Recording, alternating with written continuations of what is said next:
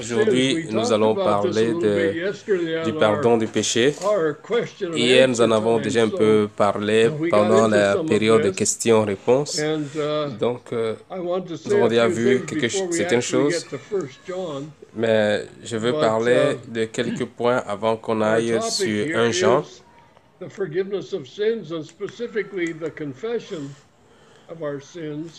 Le pardon des péchés et spécifiquement la confession. Avant de commencer, prions, demandons l'aide de Dieu. Père, nous venons à toi au nom du Seigneur Jésus-Christ. Nous sommes très reconnaissants que nous ayons ce privilège de partager ensemble ta parole. Je prie, Père, que tu nous donnes le cœur de marcher d'après ta parole et que chacun de nous soit enseignant de l'autre. Et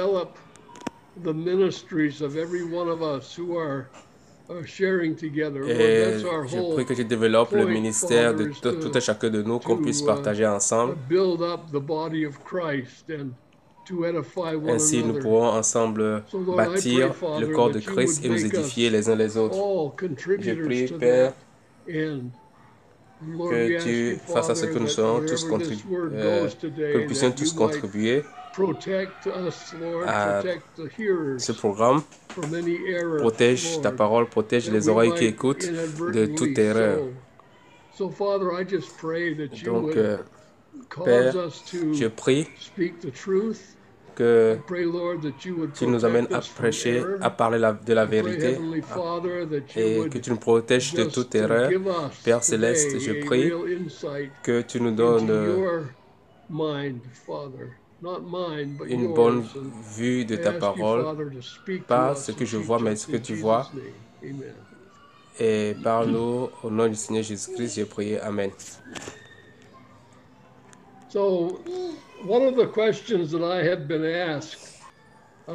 L'une des questions qu'on me pose souvent, ce n'est pas récemment, mais la plupart du temps, dans le passé, on me posait souvent la question de savoir pourquoi les chrétiens sont trop préoccupés par le péché. Bien sûr, il y a une raison pour cela, parce que la plupart des religions prêchent la morale. Par exemple, si je veux étudier le bouddhisme, certainement, on va mentionner des choses sur la morale, sur la maîtrise de soi et toutes ces choses qui ont pour but de faire de moi une meilleure personne, une bonne personne. Donc, la plupart des religions prêchent la morale. Ils encouragent l'homme à se devenir meilleur de lui-même et c'est plus encourageant. Et on ne juge personne.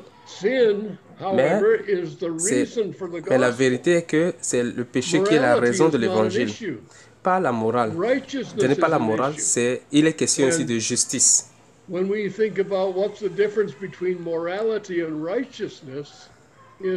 La différence entre la morale et la justice, c'est que la morale est relative. Quelque chose est jugé être moral selon le lien que nous entretenons avec cette chose et selon les règles établies par la société aussi. Donc la morale est relative, mais la justice est absolue. Soit nous sommes justes, soit nous ne le sommes pas.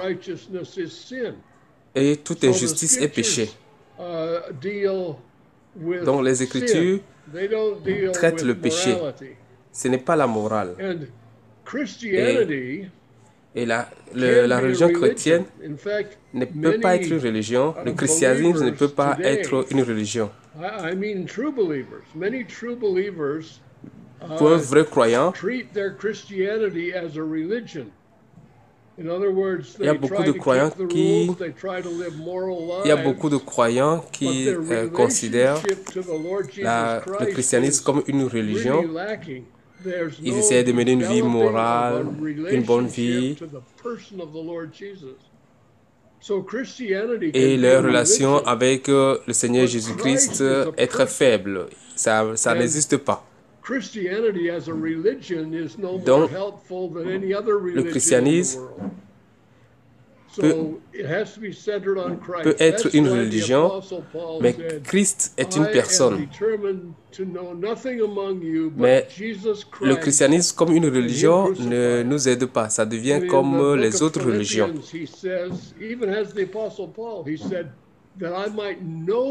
Voilà pourquoi l'apôtre Paul dit que je ne veux rien connaître au milieu de vous que Jésus-Christ, que le Christ crucifié. Et dans Philippiens, il dit, afin que je puisse le connaître. Donc, tout le cœur de Paul, c'est connaître Christ.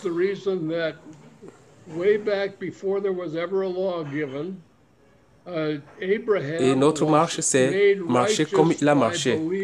La religion peut promouvoir la morale, mais ce n'est que Christ qui peut rendre juste. Longtemps, bien avant que la loi ne soit donnée, Abraham a été rendu juste par la foi en Dieu. Il a cru en Dieu, Dieu le lui a imputé à justice. Après, on peut aller plus loin, on voit Abel. Abel qui a été considéré juste parce que Abraham a cru en Dieu et il a apporté le sacrifice qu'il fallait. Donc la justice a été toujours par la foi. Il n'y a eu aucune loi qui puisse nous rendre justes, même si on peut mener une vie d'après la morale. Mais la morale ne peut pas nous rendre justes. On peut être bien d'après la morale et ne pas être juste. Mais nous ne pouvons pas être justes et ne pas être en règle avec la morale. Autrement dit, la justice est la cause dans ce cas-là et la morale est le résultat de cette cause. Mais la justice ne sortira jamais de la morale. J'espère que cela est clair pour tout le monde. Parce que si nous voulons marcher dans la vérité de Dieu, nous devons marcher dans la vérité de Christ parce qu'il est le chemin, la vérité et la vie. Donc,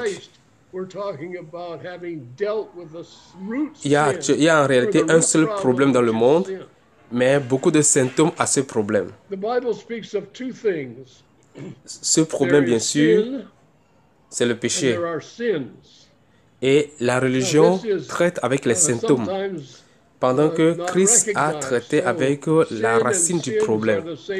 Donc, lorsque nous parlons de la religion, nous parlons des actes réformés. Mais lorsque nous parlons de Christ, Christ a traité avec la racine du problème. La Bible a parlé de deux choses. Il y a le péché et les péchés. Des fois, on ne reconnaît pas ça. Des fois, le péché et les péchés, c'est la même chose pour tout le monde, mais ce n'est pas ça. Le premier est la nature que nous avons reçue par la grâce à travers la désobéissance de Adam. C'est comme j'utilise le mot grâce dans le mauvais sens. Mais c'est en réalité, on l'a reçu par la grâce. On n'a rien fait. C'est la désobéissance d'Adam. On l'a reçu de qui? D'Adam. C'est par la désobéissance d'Adam que nous avons été rendus pécheurs. Ce n'est pas de notre faute. Et nous ne pouvons rien faire pour cela non plus. Et le dernier, les péchés, c'est les choix que nous faisons. Donc, le péché, c'est la nature. C'est-à-dire la puissance qui fait pécher, la puissance qui nous fait commettre des péchés.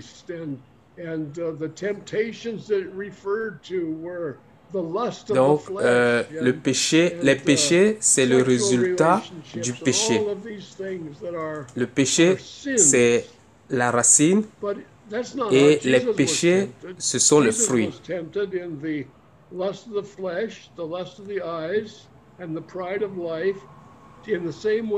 Lorsque nous pensons à Jésus-Christ, la parole dit qu'il a été tenté de toutes les manières sans commettre de péché.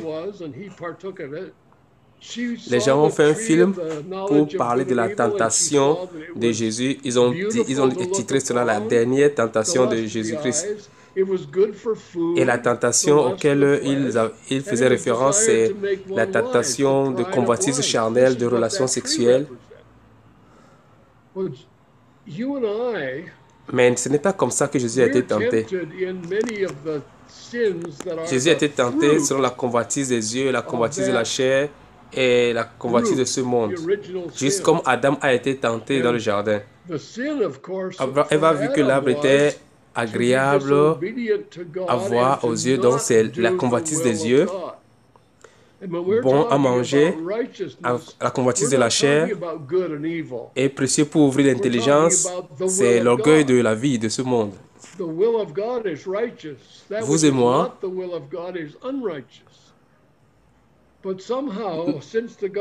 nous sommes tentés dans plusieurs types de péchés qui ont de lien avec les fruits.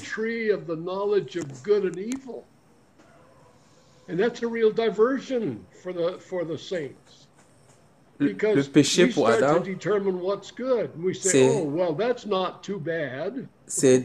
le péché pour Adam, c'est qu'il a désobéi à Dieu et il n'a pas fait la volonté de Dieu.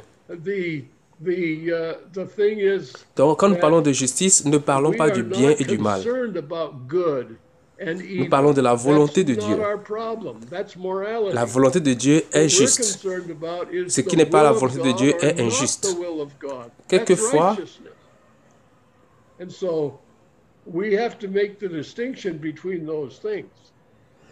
nos regards quittent l'essentiel et nous commençons à marcher selon l'arbre de la connaissance du bien et du mal. Et ça, c'est une diversion. Nous commençons par déterminer nous-mêmes ce qui est bon. Après, nous disons que non, ça, ce n'est pas très mal quand même. C'est pas trop mauvais. Si c'est pas trop mauvais, ça veut dire que c'est mauvais.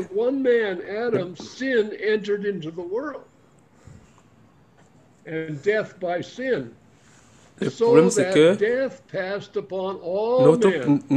le bien et le mal, ce n'est pas ça qui nous concerne. Ça, n'est pas notre problème. Ça, c'est la morale.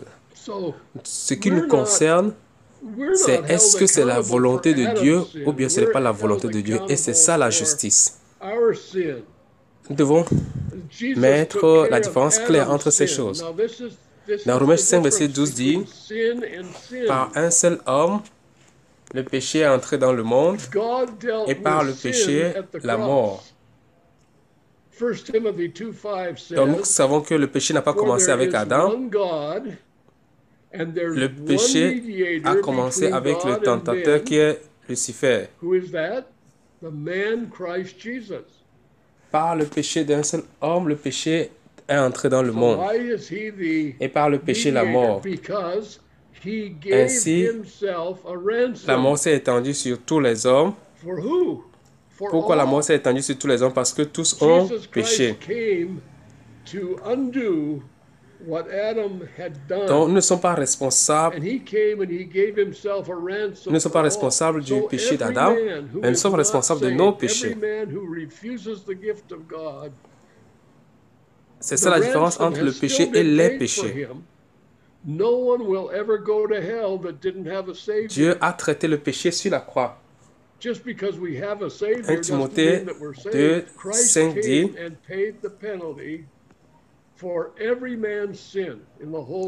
car il y a un seul Dieu et aussi un seul médiateur entre Dieu et les hommes, Jésus-Christ homme.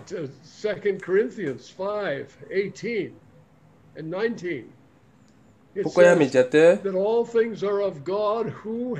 Parce que il s'est donné lui-même rançon pour tous. Jésus-Christ est venu pour résoudre ce que Adam a fait et s'est donné lui-même rançon pour tous. Donc, quiconque refuse le don de Dieu n'est pas sauvé. La rançon déjà payée pour lui. La personne ne va en enfer parce qu'il n'a pas eu de sauveur. Non, nous tous nous avons eu un sauveur qui s'est venu payer pour nous. Il a payé pour le péché de tout le monde.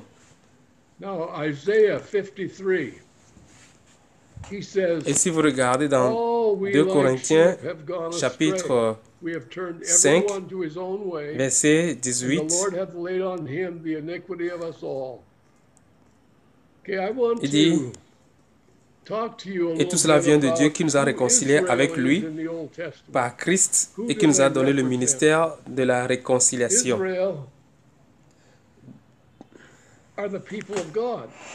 And God is speaking to his people, Israel.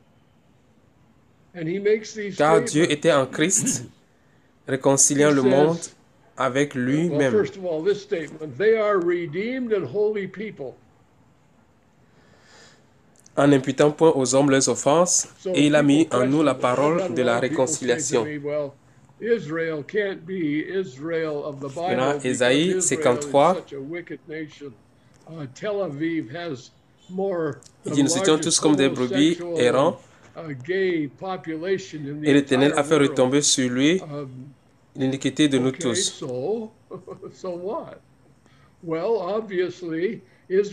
Je vais vous parler un peu de qui est Israël dans l'Ancien Testament. C'est un peuple racheté et saint. Et les gens me demandent, mais comment on peut dire qu'Israël est une nation sainte, est un peuple saint? Prenons Tel Aviv par exemple, c'est la ville qui a plus d'homosexuels dans le monde. Oui, ok. Il est clair que Israël n'est pas une nation juste. Et personne n'a dit qu'Israël est une nation juste. Mais Israël est une nation sainte. Alors maintenant, on doit mettre la différence entre saint et juste. Nous savons que Israël est une nation sainte parce que les Écritures le disent.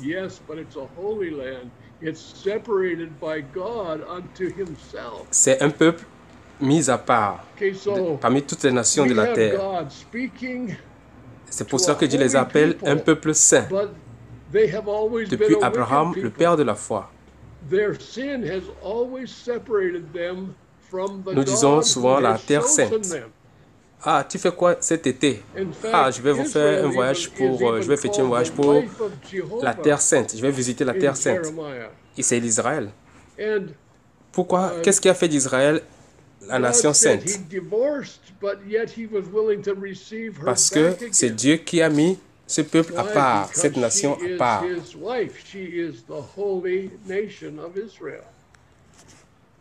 Donc, nous avons Dieu qui s'adresse à une nation sainte. Mais cette nation a toujours été une nation très méchante.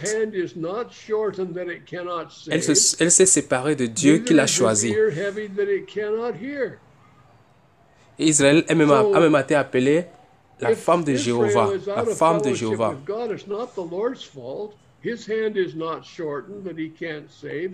Et Dieu a dit, j'ai divorcé avec Israël, mais je l'ai répudiée, mais je vais la reprendre.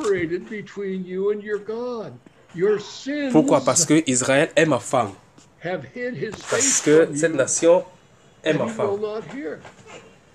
Dans Ésaïe 59, verset 1, la parole dit, voici la main de l'Éternel n'est pas trop courte pour sauver, ni son oreille trop dure pour entendre.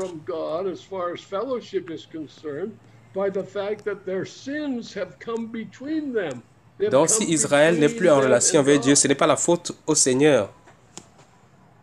Son oreille n'est pas trop dure pour entendre. Pourquoi? Qu'est-ce qui fait la séparation? Mais ce sont vos crimes qui mettent une séparation entre vous et votre Dieu. Ce sont vos péchés qui vous cachent sa face et l'empêchent de vous écouter.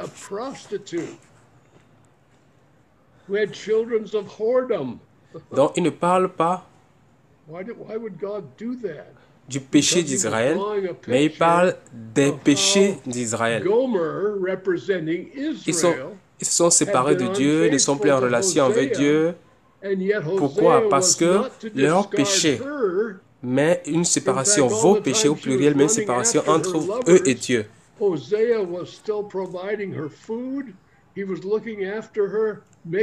Jérémie a comparé sur leur mariage, de la même chose avec Osée qui a comparé sur leur mariage.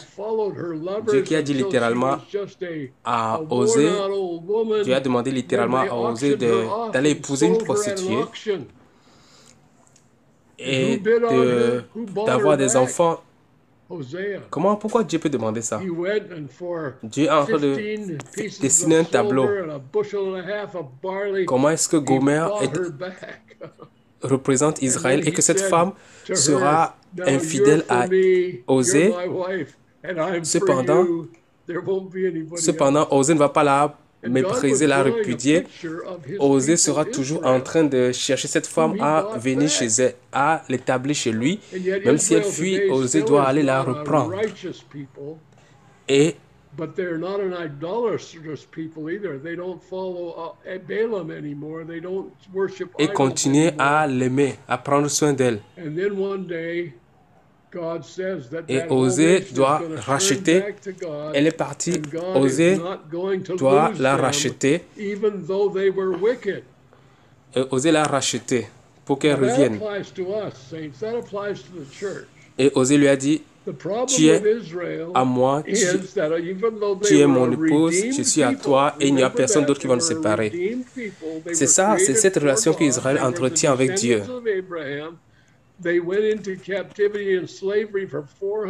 Aujourd'hui, toujours, Israël n'est pas une nation juste.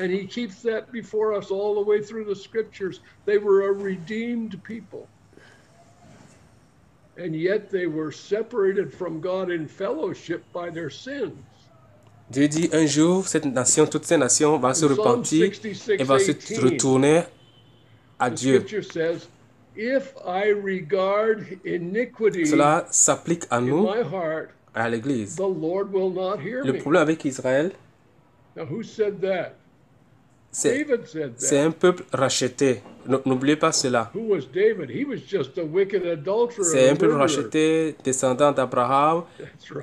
Il a été en captivité pendant 450 ans et Dieu l'a racheté de cette captivité. Et dans toutes les Écritures, on peut voir que c'est un peuple racheté. Et à cause de leur péché, ils sont séparés de Dieu. Dans Psaume 66, verset 18, David confessed his sin to God. In Psalm 51, he says, si j'avais conçu l'iniquité dans mon cœur, le Seigneur ne m'aurait pas exaucé. Psaume 66, verset 18. Qui a dit cela? C'est David qui l'a dit. Qui est David? C'est un meurtrier, un adultère, mais il est l'homme selon le cœur de Dieu. Comment cela puisse être?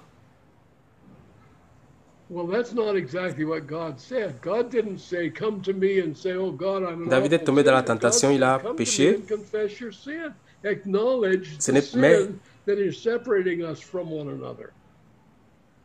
Mais ça, ce n'était pas la définition de David. Ce qui définissait David, c'est son cœur qui était tracé sur Jéhovah. Et David a confessé son péché à Dieu. Dans Psaume 51, il a dit, Éternel, Seigneur, c'est contre toi seul que j'ai péché. L'un des problèmes que nous avons aujourd'hui, par rapport à la confession du péché, c'est que les gens pensent que s'ils confessent leur péché, ils sont en train de confesser qu'ils sont pécheurs. Ce n'est pas exactement ce que Dieu dit. Dieu n'a pas dit que viens à moi, tu dis, oh Dieu, je ne suis qu'un pauvre pécheur. The same people say, no, I repented once. I only have to repent once. And yet God in the scripture repented time and time and time again. David a continué en disant, and so as we look at the word, we realize that verset 19, mais Dieu m'a exaucé, il a été attentif à la voix de ma prière. Béni soit Dieu qui n'a pas rejeté ma prière et qui ne m'a pas retiré sa bonté.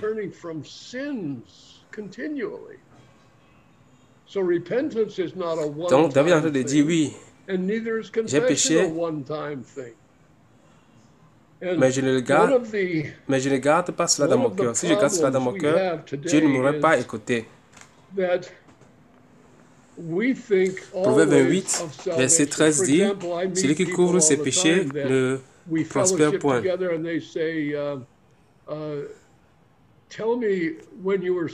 Pensez à ceux qui disent que non, on ne doit plus confesser nos péchés.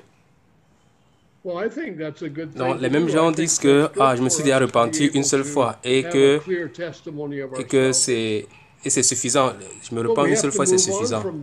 Alors que Dieu, lui-même dans les Écritures, il s'est repenti plusieurs fois. Dieu s'est repenti à plusieurs reprises. Et donc, pendant que nous regardons dans la parole, nous remarquons que la repentance n'est pas seulement une seule fois. La repentance, c'est se retourner de mon péché originellement et de se retourner de mes péchés continuellement. Dans la repentance, ce n'est pas le fait d'une seule fois. Et de même que la confession, ce n'est pas une seule fois.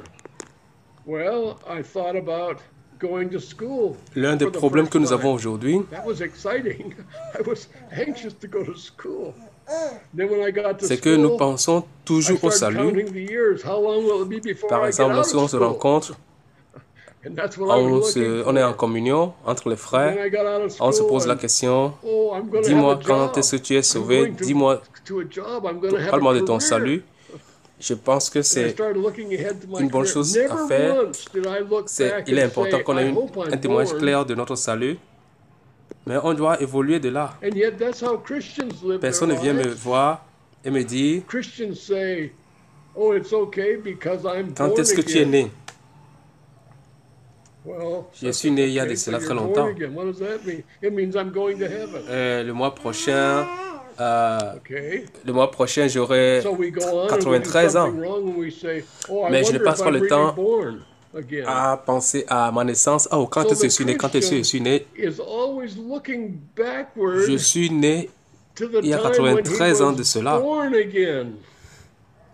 Ce à quoi je pense, c'est, après ma naissance, c'est aller à l'école. Quand je suis à l'école pour la première fois, c'était très excitant. Je dois aller à l'école. Et après l'école, j'ai commencé à compter les années quand est-ce que je vais quitter l'école. Et c'est ça qui me préoccupait. Après, maintenant, il faut que je travaille. Il me faut, quand je trouve le travail, il me faut une carrière.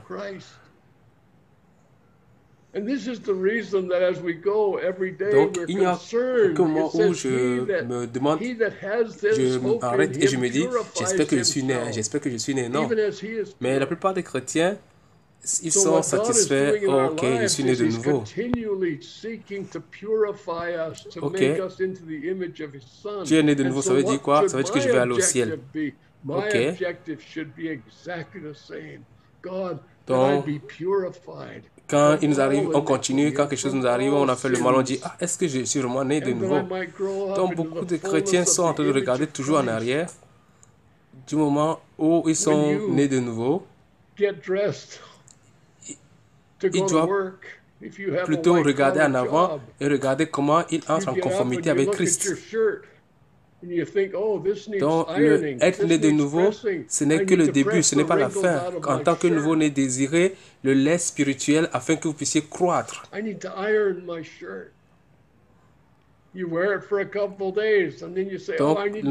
Donc, l'important maintenant, ce n'est pas d'être sauvé, mais c'est de grandir en conformité, en stature avec Christ. That's exactly what God has called us upon in our lives. He even uses that example in the 5th chapter. C'est pour cela qu'il dit, celui qui a cet espoir en lui se purifie lui-même, se purifie comme il est pur. Dieu, dans notre vie, cherche continuellement à nous purifier pour que nous puissions être à l'image de son Fils. Mon objectif doit être exactement la même chose que lui. Être purifié de toute iniquité, de tout péché.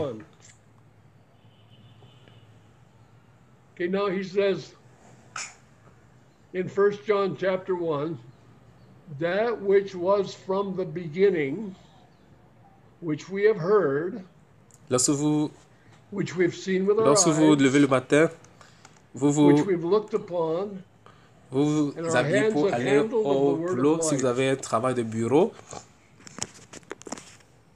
Vous regardez vos habits, vous dites, ah, il me faut repasser tel habit, c'est froissé, je dois enlever ces plis, je dois repasser mes chemises. Un jour, vous allez vous lever, vous allez dire que non, ça, il faut que je lave ces chemises. Je dois sembler frais, je dois sembler propre.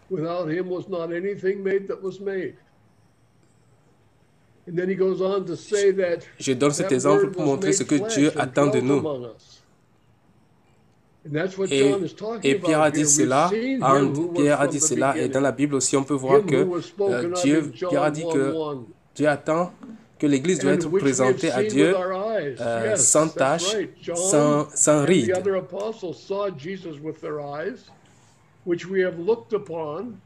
Donc, ce qui doit nous préoccuper, ce sont les taches, ce sont les rides.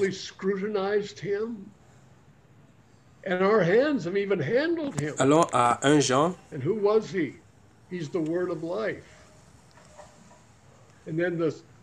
Verse 2 is a parenthesis, so 1 Jean chapitre 1, verset 1, ce qui était dès le commencement, ce que nous avons entendu, ce que nous avons vu de nos yeux, ce que nous avons contemplé et que nos mains ont touché.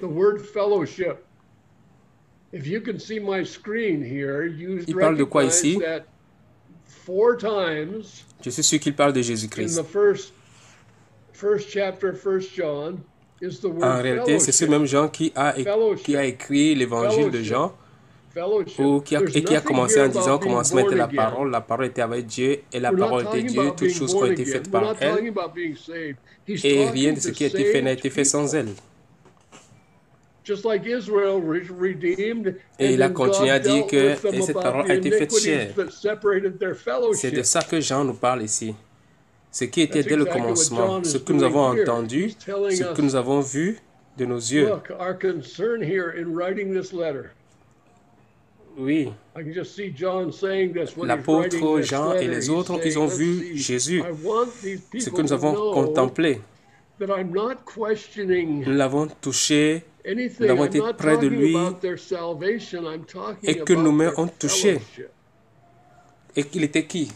Celui-là, c'est la parole de vie. Et le verset 2, qui est en parenthèse, je vais d'abord laisser cela. Verset 3, ce que nous avons vu et entendu, nous vous l'annonçons. Afin que vous aussi, vous soyez en communion avec nous. Remarquez ce mot, communion. Si vous voyez mon écran ici, vous verrez qu'il y a communion 4 fois. Communion, communion, communion. Il n'y a rien ici sur la nouvelle naissance. On ne parle pas d'être né de nouveau ici. On ne parle pas du salut ici. Il s'adresse à ceux qui sont sauvés. Comme Israël qui a été racheté, et maintenant Dieu traite maintenant avec leur iniquité, il parle de leur il parle de la communion. So he says in verse 2, C'est ce que Jean est en train de faire ici. Donc, il dit, voici pourquoi je vous écris cette lettre. Jean dit pourquoi il écrit cette lettre.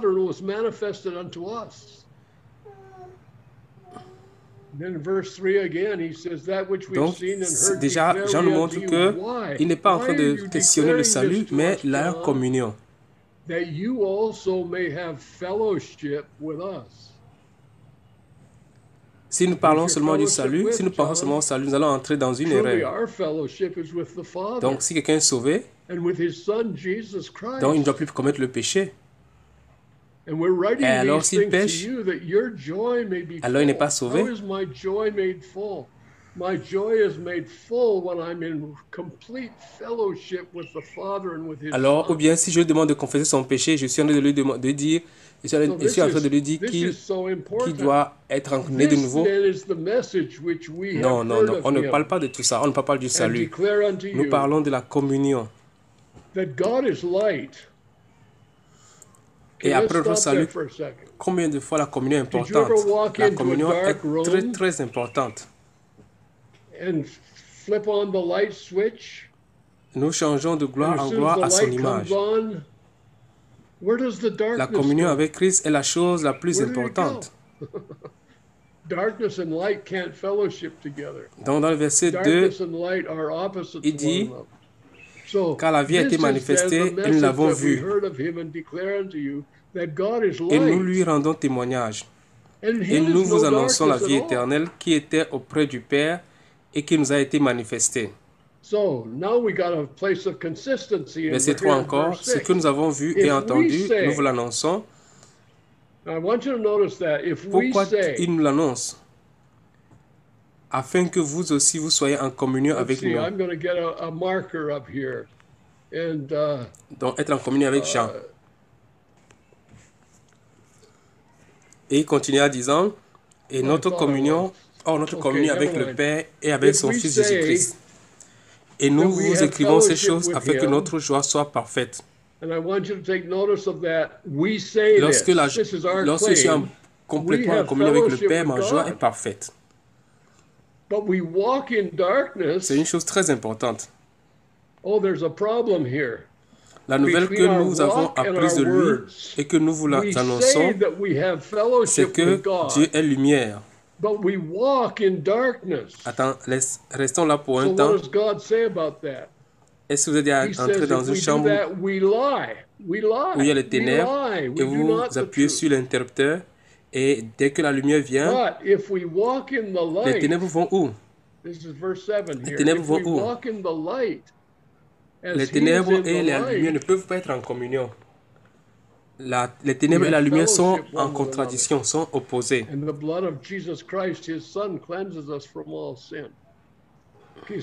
nouvelle que nous avons apprise de lui, que nous annonçons, c'est que Dieu est lumière et qu'il n'y a point en lui de ténèbres. Donc,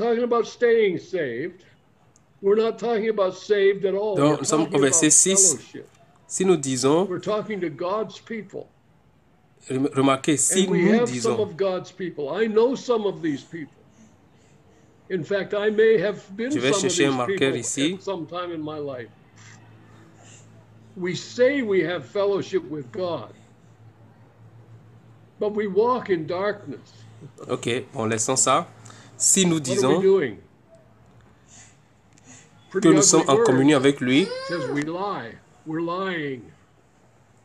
donc nous disons, si nous disons que nous sommes en communion avec Dieu et que nous marchions dans les ténèbres, il y a un problème. Il y a ce que nous disons et ce que nous faisons. Nous disons que nous sommes en communion avec Dieu. Et pendant ce temps, nous marchions dans les ténèbres.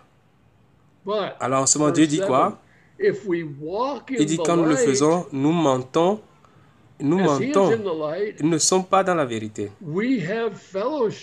Mais si nous marchons dans la lumière, là c'est le verset 7, si nous marchons dans la lumière, comme il est lui-même dans la lumière,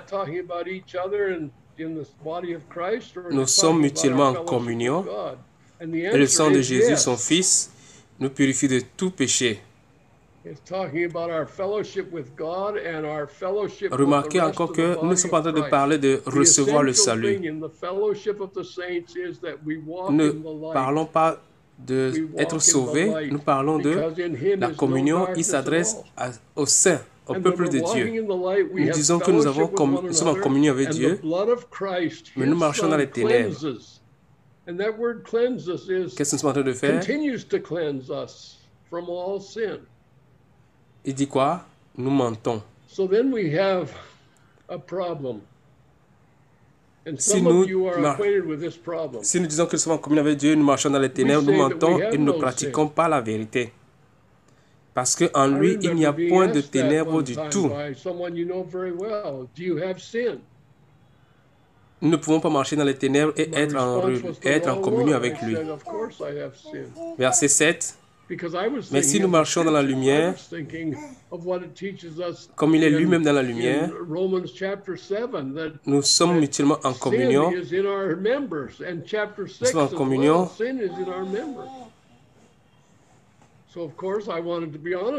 Quelqu'un m'a demandé une fois, mutuellement en communion, ça veut dire quoi? Ça veut dire notre relation entre nous, la communion entre nous les frères ou la communion entre nous et Dieu. Oui, cela parle de la communion entre nous et Dieu et la communion entre nous les saints. Donc la particularité dans la relation, dans la communion avec les saints, c'est que nous marchons dans la lumière. Et quand nous marchons dans la lumière, nous sommes en relation, en communion. Et le sang de Jésus, son Fils, nous purifie de tout péché. Ce sang continue de nous purifier de tout péché. Et là, il y a un problème. Et certains d'entre vous connaissent déjà ce problème. Je me rappelle une fois, quelqu'un m'a posé cette question, vous connaissez bien cette personne, il m'a demandé, tu as le péché? Et j'ai donné la mauvaise réponse. J'ai dit, bien sûr, j'ai le péché. Oui, parce que, je l'ai dit parce que je me suis basé sur les Écritures.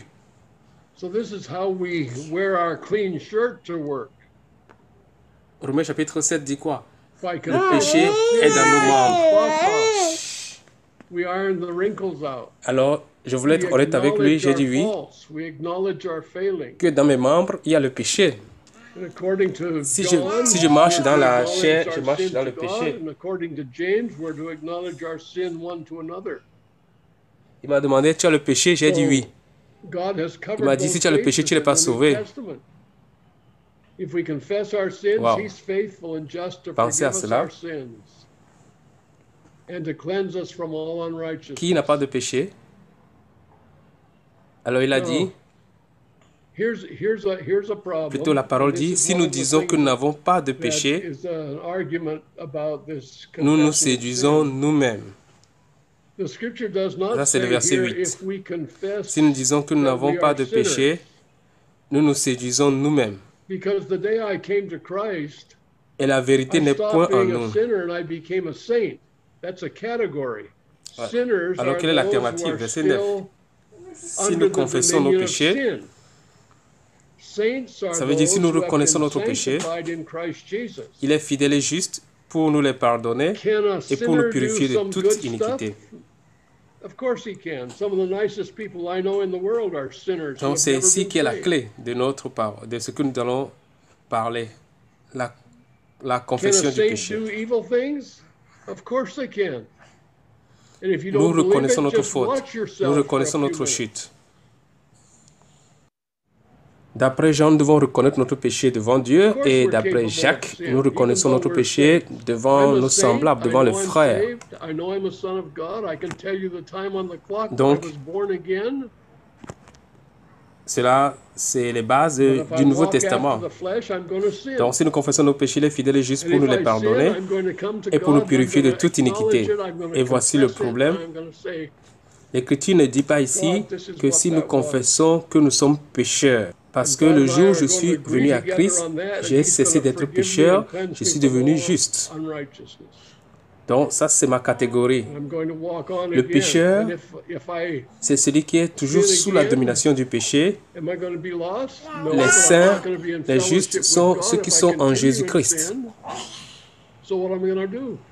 Est-ce que le pécheur peut faire quelque chose de bien? Bien sûr. Ils sont gentils, ils sont de bonnes personnes dans le monde. Est-ce que le juste peut faire de mauvaises choses? Bien sûr, il peut. Si vous ne croyez pas à si vous ne croyez pas ça, regardez-vous vous-même, vous allez voir. Bien sûr, nous sommes capables de commettre le péché, même si nous sommes saints, même si nous sommes justes. Je sais que je suis sauvé, je sais que je suis fils de Dieu. Je peux vous dire quand est-ce que je suis né de nouveau. Mais si je marche d'après la chair, je pêche. Et quand je pêche, je vais aller devant Dieu, je vais reconnaître devant Dieu que j'ai péché. Dieu, voici ce que j'ai fait. Et Dieu et moi, ensemble, on va tomber d'accord sur cela. Et il est fidèle pour me pardonner, me purifier de toute iniquité. Et je vais encore continuer ma marche. Si je pêche encore, est-ce que je suis perdu? Non, je ne suis pas perdu, mais ma relation avec Dieu est affectée. Alors qu'est-ce que je fais?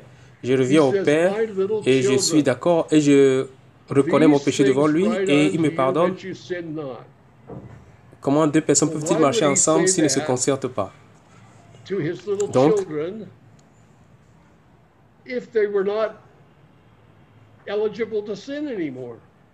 donc, pendant que je marche dans la vie chrétienne, si le Saint-Esprit me convainc que j'ai marché dans les ténèbres, si après tout je dis, je n'ai pas de péché après avoir été convaincu par le Saint-Esprit, là je me trompe moi-même. La vérité n'est pas en moi. Cependant, si je le confesse, il est fidèle et juste pour me les pardonner et me purifier de toute iniquité. Et verset 10, si nous disons que nous n'avons pas péché, alors que cet esprit nous a convaincus que nous avons péché, là, nous le faisons menteur.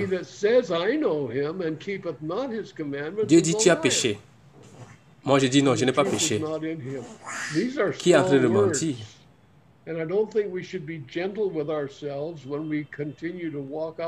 Si nous disons que nous n'avons pas péché, nous le faisons menteur et sa parole n'est point en nous. Le chapitre 2 est la continuité. Verset 1. Mes petits enfants, je vous écris ces choses afin que vous ne péchiez point. Pourquoi il dit ça à ses petits-enfants? Pourquoi il leur dit ça s'ils ne sont plus éligibles de péché? Mes petits-enfants, je vous écris ces choses afin que vous ne péchiez point. Et si quelqu'un a péché, nous avons un avocat auprès du Père, Jésus-Christ le juste. Il est lui-même une victime expiatoire pour nos péchés. Non seulement pour les nôtres, mais aussi pour ceux du monde entier. Une victime expiatoire veut dire un sacrifice approprié. Verset 3, si nous gardons ces commandements par là, nous savons que nous l'avons connu. Si je dis que celui qui dit je l'ai connu et qui ne garde pas ses commandements est un menteur, la vérité n'est point en lui. Ses paroles sont fortes. Je crois que lorsque nous nous rendons compte que nous sommes en désaccord avec la parole de Dieu, nous devons directement aller à Dieu et le reconnaître. Et lui, il est toujours à la position de nous purifier, de nous pardonner. Et Dieu peut toujours pardonner nos péchés. Toujours, il peut nous amener sous le sang de Christ. Et si nous ne reconnaissons pas, nous faisons de lui un menteur. Celui qui aime Dieu garde ses commandements. Verset 6. Celui qui dit qu'il demeure en lui doit marcher aussi comme il a marché lui-même. Il a marché lui-même. Il, c'est qui? Jésus-Christ. Nous savons que Jésus-Christ était en communication continuelle avec son Père. Tout ce que Jésus a fait, les grandes choses que Jésus a eu à faire, il était toujours en communication avec son Père avant de le faire. Même quand il a marché sur l'eau, il était avec son Père sur la montagne. Il a 1 d'abord passé John la nuit à prier avec son 4:17. père. Je pense que Jésus n'est jamais allé voir son père et dit, Papa, Herein is j'ai our péché. love made perfect, Cependant, that we tout may ce qu'il have a fait, toute boldness sa in the marche, day c'est of avec le Père. judgment. Dieu, mais dans notre Because relation avec Dieu, Dieu lui sait as que nous ne he sommes pas parfaits. is, so are we in this Et il ne veut pas world. que la grâce soit pour nous une chose He said, acquise, I'm no longer in the pour world, nous but un these acquis, mais il are. veut toujours qu'on vienne à lui So we are et qu'on lui here in parle de Christ's nous, de nos stead. The faiblesses, body of Christ is here in the world. comme Ézéchiel In a fait, Christ's comme stead. Daniel a fait. We're a people who are continually in fellowship with the Ils se Father. sont identifiés au péché That's why d'Israël et we're ils the ont salt of confessé the devant earth Dieu. and the light of the world. Donc, les saints, Okay, I'm going to stop il ne faut here. pas I think éviter de that confesser finishes le what I want péché. to say here. We're going to stop here and 1 Jean 4, 17, hear your tel comments and take your il est, questions. And I want to remind you that I'm not tel nous the sommes aussi dans answer ce monde. man. The Lord is the answer man. Il a But dit quoi? Je ne suis plus dans ce monde, mais we vous, vous êtes can dans ce monde. share with one another. And I'd be happy Donc to nous, nous answer sommes le any corps de questions Christ. that I can Nous sommes answer. continuellement en communion. But I know who can C'est pour answer cela que all nous of our sommes toujours, questions. nous sommes le seul de ce monde. So, okay, we're Donc, going to je vais stop m'arrêter here ici and take our et écouter questions. vos Let's just commentaires, commit what's been said to the Lord. prendre vos Father, questions. we just ask you, Lord, to Mais je vais vous continue rappeler now toujours as que je ne we suis pas l'homme de réponse. share with one C'est another le to Seigneur qui speak to our répond. Et nous hearts. pouvons partager les uns And avec we les ask autres. this, Father, in the name of Jesus. Amen. Et je pourrais répondre aux questions que je peux répondre. Mais je connais quelqu'un qui peut répondre à toutes nos questions. C'est le Seigneur.